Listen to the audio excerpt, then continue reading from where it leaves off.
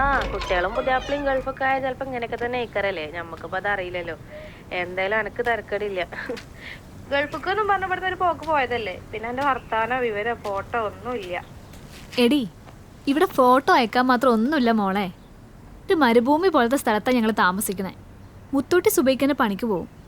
ഞാൻ ഭക്ഷണം ഉണ്ടാക്കും, കുറച്ചേരം ഫേസ്ബുക്ക് നോക്കിയിരിക്കും. അല്ലാണ്ടപ്പം എന്ത് ചെയ്യാനാ?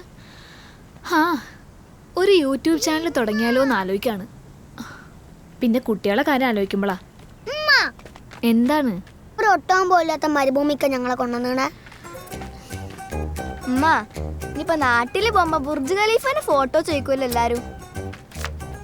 എന്താ അറിയമ്മ, മോമ ബുർജ് ഖലീഫന്റെ മുന്നിൽ ഫോട്ടോ ഇട്ട് കൊടുക്കാറിഞ്ഞില്ലേ? ആ കുട്ടികളെ വാട്സപ്പ് നമ്പറിന്റെ ലിസ്റ്റാണ്.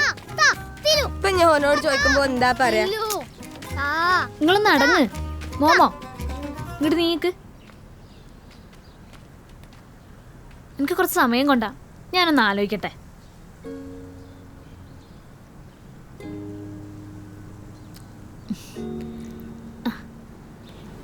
ഗൾഫിക്ക് എത്തിയ ആദ്യം ചെയ്യണ പരിപാടി എന്താ അറിയോ? എന്താ? എത്തിയ വിവരത്തിന് നാട്ടിക്കൊരു കത്തയക്കണം. കത്തോ? ഈ കാലത്തോ? ആടാ, ഒരു പെന്നും പേപ്പറും എടുത്ത് എത്രയും ബഹുമാനപ്പെട്ട എൻ്റെ എന്ന് തുടങ്ങി ഇവിടുത്തെ എല്ലാ വിശേഷങ്ങളും ചേർത്ത് ഒരു കത്തയക്കണം. അതിന് ഇവിടെ എന്ത് വിശേഷാണ്? പറയട്ടെ. വിമാനത്തിന്റെ ചിത്രമുള്ള ഗൾഫിന്റെ മണമുള്ള എയർമെയിൽ കവറെടുത്ത് നമ്മൾ ഈ കത്ത് അതിലേക്കിട്ട് ഒട്ടിക്കും. എന്നിട്ട് ഗൾഫിന്റെ ചിത്രമുള്ള സ്റ്റാമ്പും പതിപ്പിച്ച് ഈ കത്ത് നേരെ കൊണ്ടുപോയി പോസ്റ്റ് ബോക്സിലിടും. പിന്നെ നമ്മുടെ നാട്ടിലെ കുടുംബക്കാരൊക്കെ ഈ കത്തും കത്ത് കുറേ ദിവസം ഇരിക്കും. അങ്ങനെ കാത്തിരിക്കുമ്പോ പോസ്റ്റ്മാൻ്റെ ഒരു വരവുണ്ട്, കത്തുമായിട്ട് സൈക്കിളില്. Cling cling.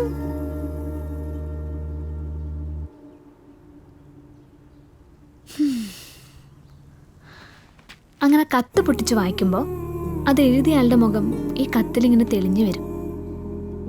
അത് കണ്ണീരായും ചിരിയായും സങ്കടായും പരാതികളായും അങ്ങനെ ഓരോന്നായിട്ട് വന്നുകൊണ്ടേയിരിക്കും.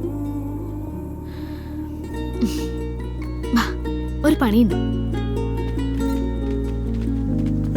പിടിച്ചോ.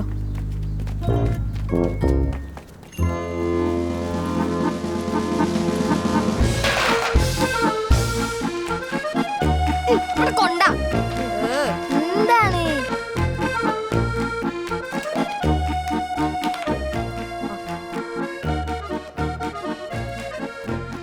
എന്താ? പോയിക്കോ. പപ്പ, ഞങ്ങളെന്ന് ഞങ്ങളപ്പാന്റെ BMW കാറിൽ കറങ്ങാൻ പോകും.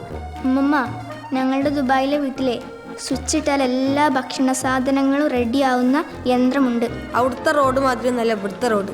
നമ്മൾ വിമാനത്തിൽ പോണ സുഖ.